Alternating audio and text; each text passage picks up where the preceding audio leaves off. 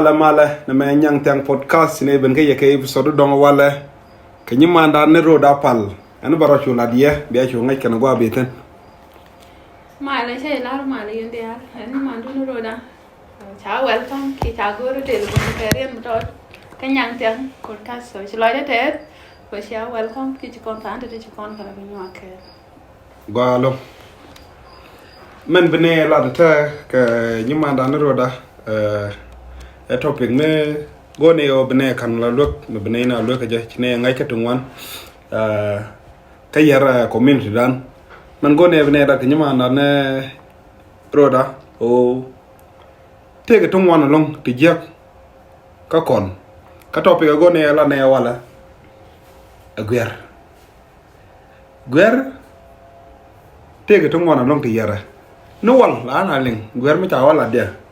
la ngala la ga german la ling no nam bawo german balam nam bawo german lo baka la kwen ka ye dung man mi di long la kan wala la ko men mi ci chu nyu be chu gar kan top ngi tun wan be kan chu lat wa german tele mi ci ga jana wal badan ta ka ta mi na ventana ci gwer ja bena dung ne dial ca te ga won de gwir ca te ka men de gwir long ka boaro gwir long ci gwer ta mer ga ko ne ni dial lo ci ne dial ci gwer kan dial tal la ma parora pin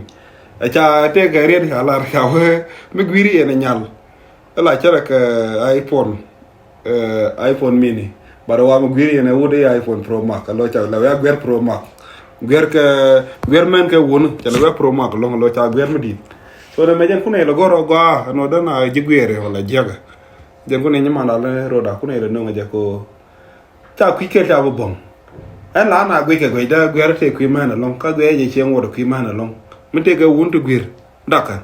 broda bakon kulak bako ba kwiman ba kulak mun wona mana lo gwir kana long wala ci wono ro den matin ci gwer dum ne dial ana ba kulak ya ka ta ko jam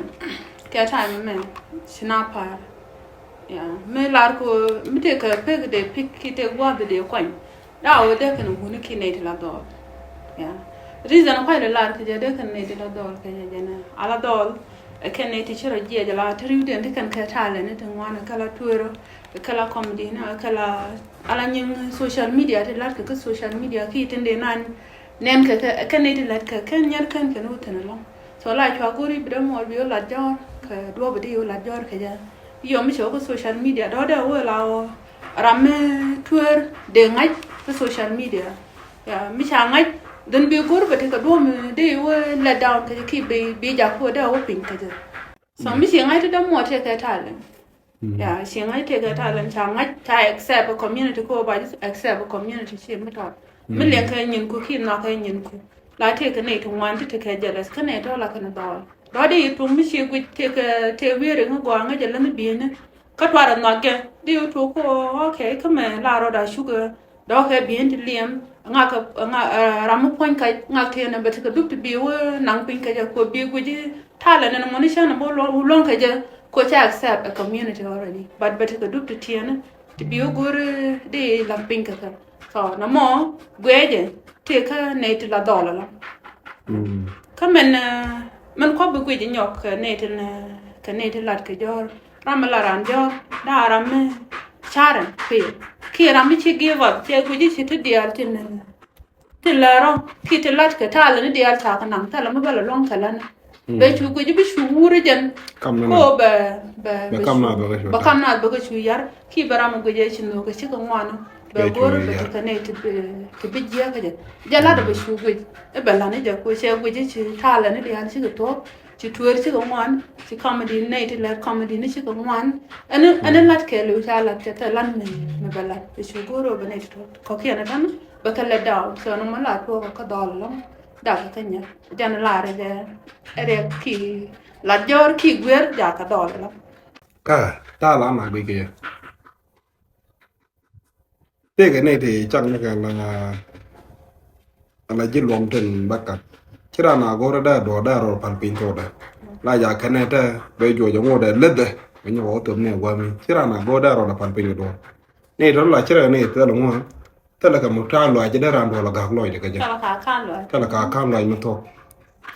ko mala gwer no nga ramu gwir by the way da tele secret right ga da mi chen ro da ya la nyi ga la ka la da e kero na mo ram guir la te ke jealous ram gwan jealous ka me guji ram guir ram gwan jealous ka ko jen ko na la ya discuss ke je ba nga ko la tan nga ka ba nga ko la tan o te ke jealous nyok ram guir tala sa ta te ke respect roda choroda luda ko mu luda roda jen la chenga ram ta bandar da gwer ne di da gwer ne ti anda ram to be da ram di gwer lo tala bandar ram choroda lu ram guir no mo ke ligia anyok ram guir ram la ta ka katara kareo by the way mi je gweri mo gwana nene mi gwira na kel la ya dolga ram wi gwedor ko ram wi gwera ba ngaj mu we la dorun bi nyoko joni ka ta ci joy ngoka je kel ha anyok ram wi gwer ba yidol akatara kareo en gwer ba yidol ram ci joy dor ka ba yidol ram ci joy ram ci gwer ko ci kana bengat ko ndaro chay bengat ram ci nong thora ka chay bengat ram ci gwer so na meta ba yo jako bo to ka dai lema bo do la randar mi changa ni ngani ci gwer da kam ne keno de ka den li ngarun de kan ro de ling bad de ta gra de ngai jira me je ko jira mo gon gwer so na mena je ka gwer no dara no gwer ko gwer ji gwer ha nene la logo na mo to ci nen ke ni mor bi chu karne ja ta ka pet bi joy ne ka rong plate bi long mo to bi joy ne ka rong plate bi long mo to bi joy ne rara ite ka go da ta dai bi liwa ka te ga me di ngaj da do da me di da dak but be pel ko ngi je ci ngote ko gwera go bi consequent bi kon calculate bi lar na me cha lar chenda yarot akola ra me te ga chek me cha ka do mata ka ngaje chawda me cha ka do de consequent de calculate de mo ja wala chek me cha ka do kana nga ba le ngi che mana ne entre ba chek mo ba dak imagine o ngupu to me a chek mo cha dak ba dora be lose kerien me bara to ma larjin lari ka to do be chek ba dak so na mo go wadi mandara na lat a changa meru mengade mi che ngaje no karo den kanara mi la to ka che wje kira mi che misigla tango di lungra mi lung ko di blar me do ra me che wje ketena tete kan la lar ka dara ro na ka de ka to loido da ngaji ni ra mi che di ro na ka di la ra na mi che de la ko mi me dang no tete kan dara antida nuare la kana tede dang no tede ko dak la kan nang ke breaking news brano tomne a chira na chara ma waya wallat ba gol ba dak wala che ba dak ne me jena dara no tide long ko gwer ne chom ne ye ko de yen chwa gwal chwa ga dak gwer ko gwer ata kan dak gwal ngano ko mandu wan che ko do da la ke te lat kan ka gwer te nang ne ka math ka roi ti an ma bu ko chom ko wudo ka ti te na kan gwal kan ka dak ko la kan gwal kan ada ka chiomar chana gwer jana pal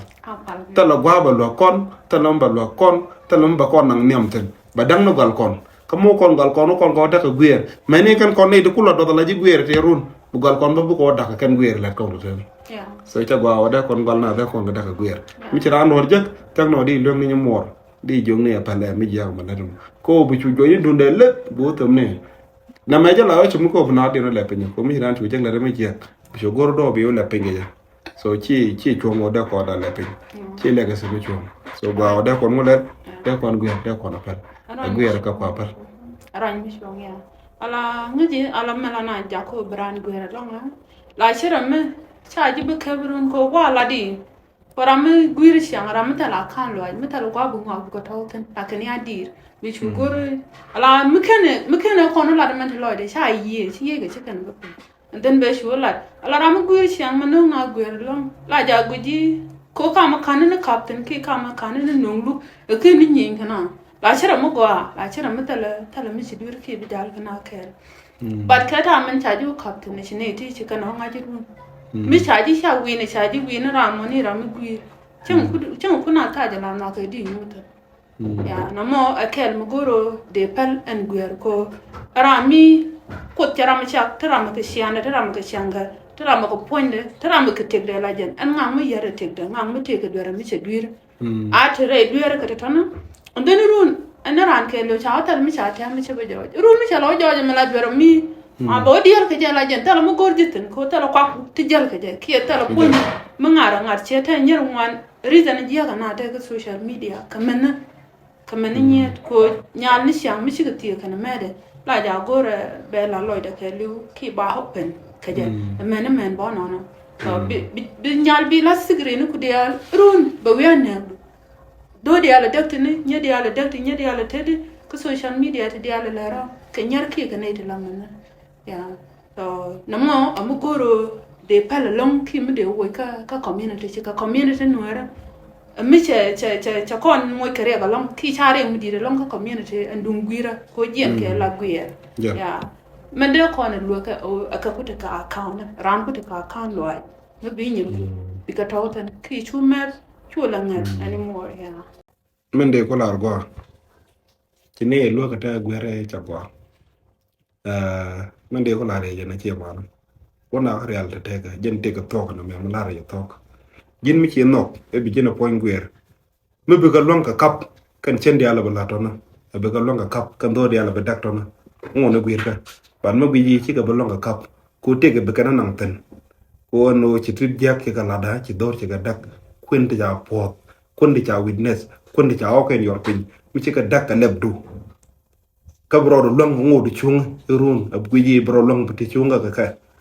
ana te ne gwer ka ban ma ngeji ci ma go an ma la de te ko mun ko te ga la ya rewat din ma la te go re nap la te go la ga je ka ma la te je bo la ka te ben te je re nap tel ma go la je te ko to ko ngora na bran ci ngeje ci ne la ram a lo yu te ko te lo ne to ko kendo nyanga ta lo ka na chu go ro be do na be ga da ran aran ano da ber da la probability de dide ano da ran mi je da la dide long churan chu gwere ko ci jiya da ci nena wala pinya lu ka kun de tek da ro la be di run so a kon choro da la jor wa ci kon jekten a nyok te gare la lar ke chuba karan ka gwa ci rek de ca ben geja churan chu jekten gwa ci rek de ben geja long ne ja goro gwa pi kamar geja so kon ca jengro dan ten ko tan jekran tan enen bana yu le pin bana chu gu ci ro mi je so ci ma gwa no da kon je gwere te de chum no ko da kon do da kon ga da chieng ma daka ala dakam ne ndara ci ka tay ci kana agri ke je bu ko den kwen ge a ci dak ka rien mu bara to do a ci dak ka tong ma lar jin bu ko ne liyo no ndaka ye no mu ci chong nem na ka ci chong nyam ko so cha dan ngi ko kon mi ci ko na jago ala problem karan gwa no da ko diskan ne ko poiran da ko ra lo ko da ko yen man ci ran man yo le pe ni bo chum na ka ci gwal so ne me jen go ne de ne lo ke je ane to lo da te ko cha te kel ke ne me nyang tiang podcast